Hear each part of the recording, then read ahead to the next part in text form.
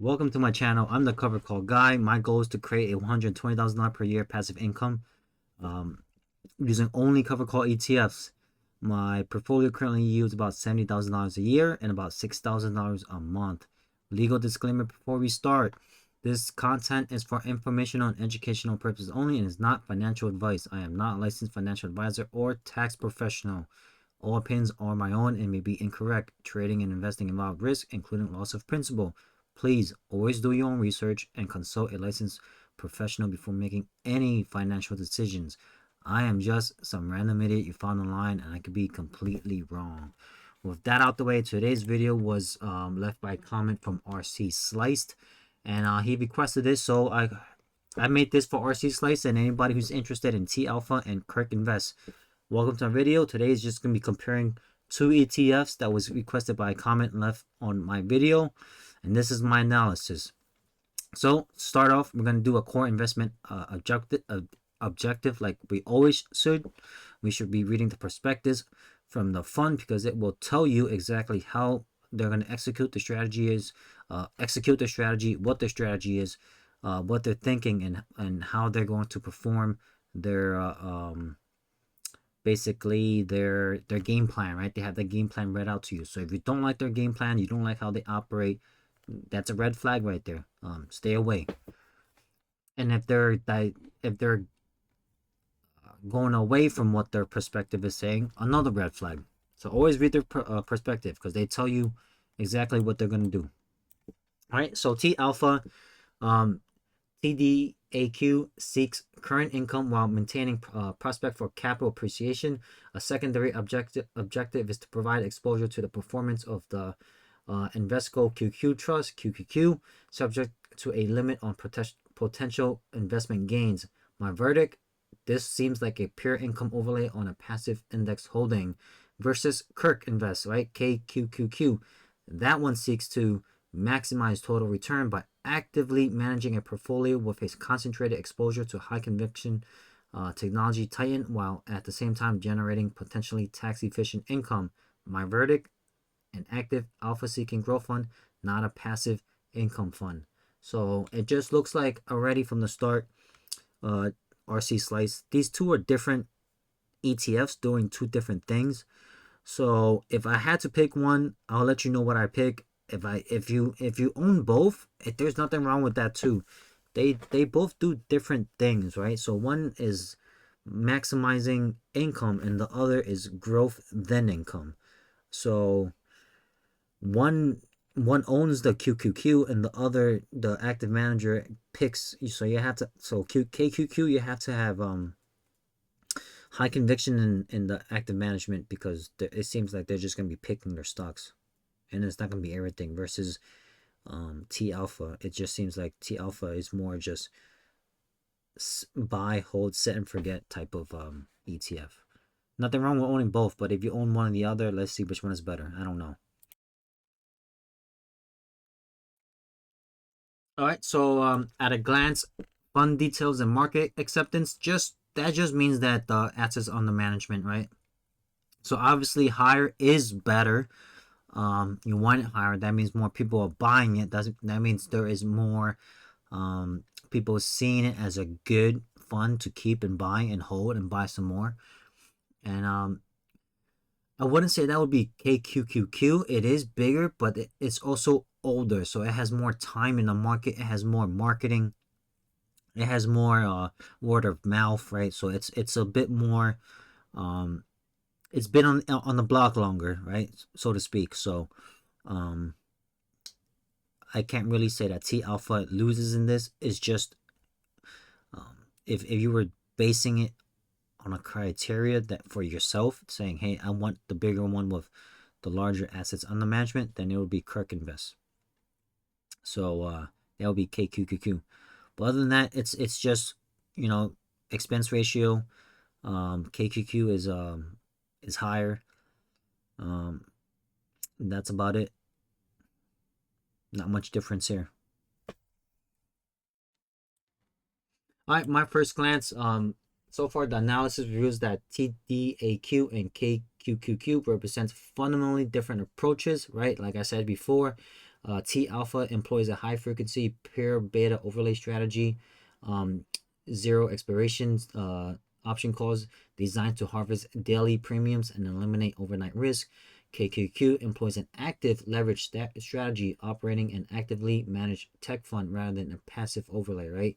So you just see the differences here in their strategies holding and their performance. All right, let's do a deep dive on TappAlpha, right? TappAlpha is a fintech powered firm using a high frequency 0-day to expiry call option strategy. So basically, they're just trying to get rid of buy the options and get rid of it the same day. That's just what it means. They don't want to hold on to it just for the risk, and they don't want to hold on to it because they want to collect the premiums as quick as possible. Right? Buy, get in, get out, do it again, repeat.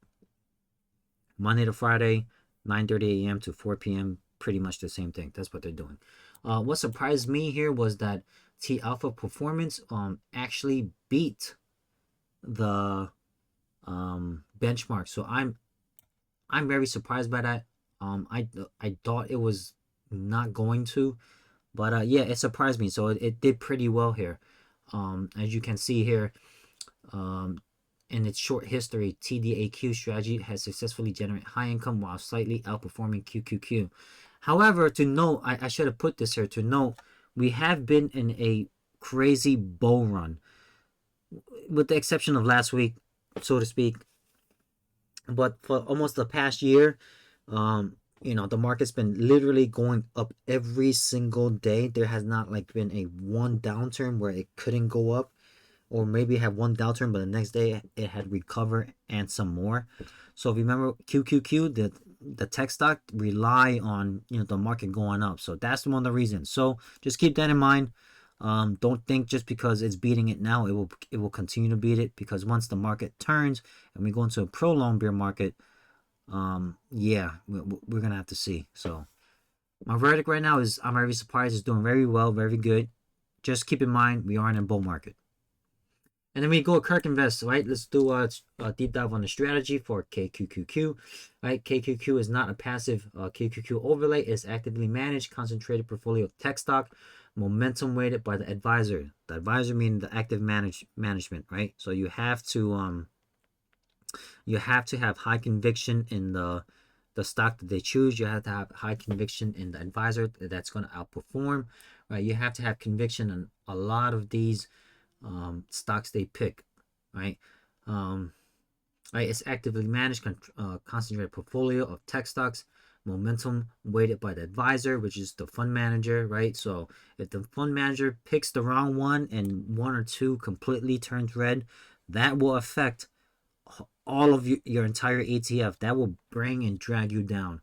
So you have to have high conviction in the fund manager and what they select, because I believe they only select like 25 stocks.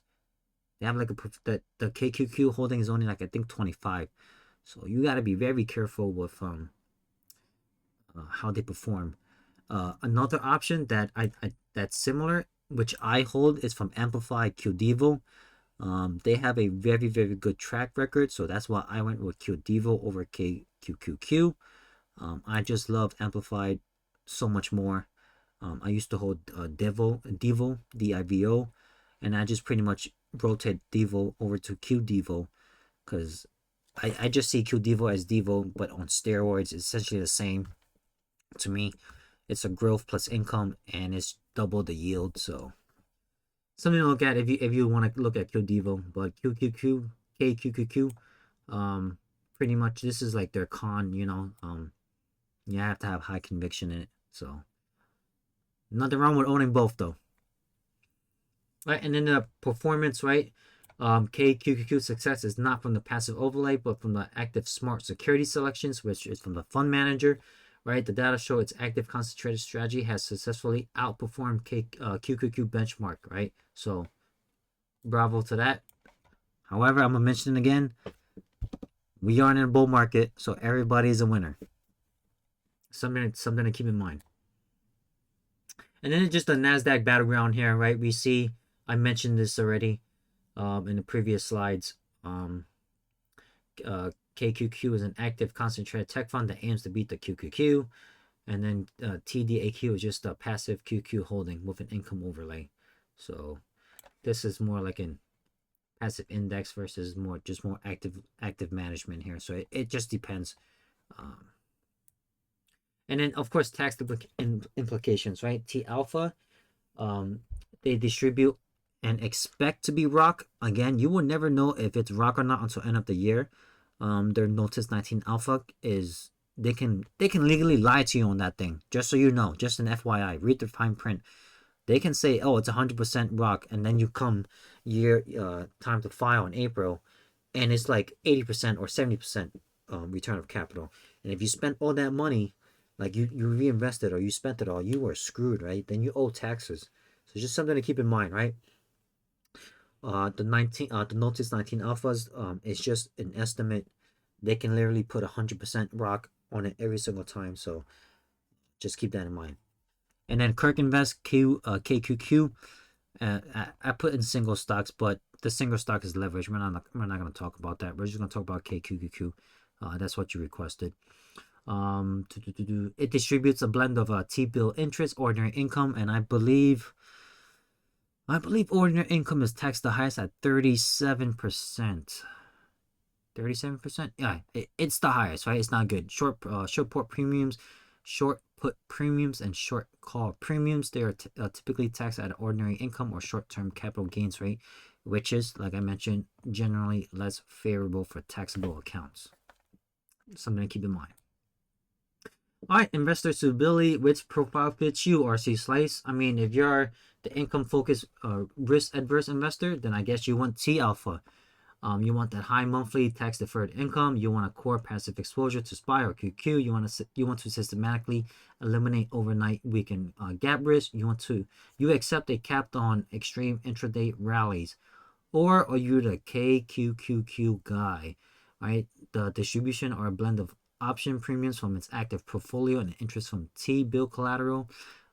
However, these are typically taxed at ordinary income or short-term capital gains, right? Which is generally less favorable for a taxable account. So which one are you? Decide. Let me know. Leave a comment. Are you one or the other, or are you both? And if you were to ask me, oh wait, I have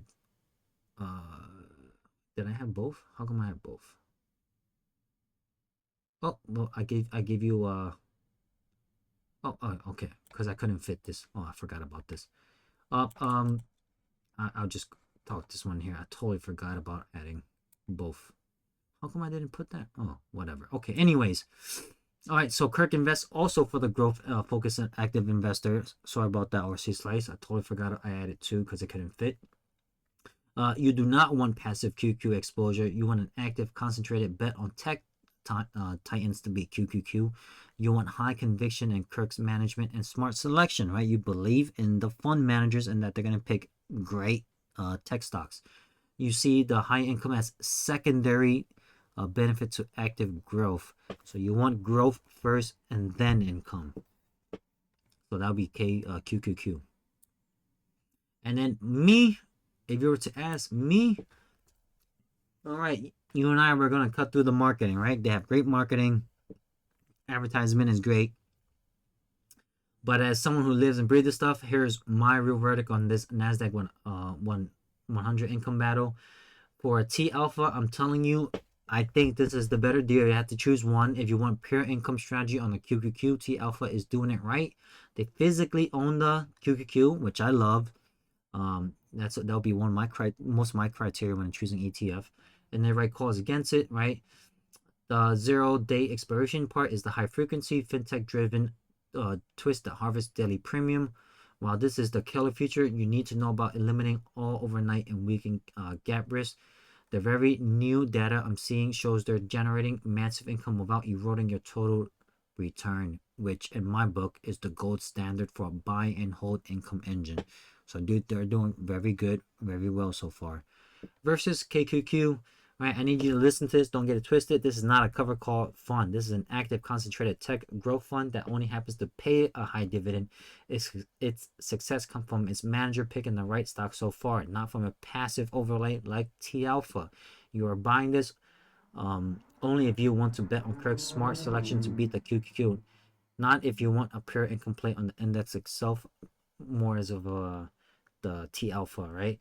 So pick this if you want. My final take is simple. If you want pure, sustainable, and smartly designed income on a QQQ, this T alpha is the clear winner. KQQ is completely different and so far successful bet on active management and stock picking. Because of the bull run, I think that's why KQQ is doing exceptionally well. Of course, it goes for the same for T alpha too. However, T alpha, it is a little bit more passive. It doesn't really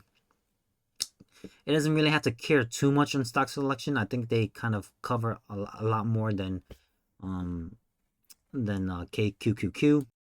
For me, TDAQ, since it holds the QQQ, it's a little bit, it's gonna be volatile if obviously if the tech kind of flips, they'll be volatile for both of them. They both do the QQQ, but it holds the QQQ versus KQQ. It holds like what, like 25 stocks, maybe 30, right? So for safety wise, for more of a peace of mind, if I had to choose one, I would choose TDAQ. If I get to choose both, then I would choose both. Then that would be fine too. But if I had to pick one, I would go for T alpha. That's my verdict. I hope you enjoyed it. I hope you enjoyed this video. I hope you've learned something. I hope maybe you can fact check me, of course, and maybe I can learn something. But thanks for the comment. I appreciate it. It really shows that you support me, and hope I hope the comment is supporting me. But thanks for the comment. It gives me motivation to make these videos. I love making these videos, and it was on my queue list, but I guess you left the comment and you know what, I'll get to it. So I appreciate that. Thanks for watching. Stay tuned. Catch you guys on the next.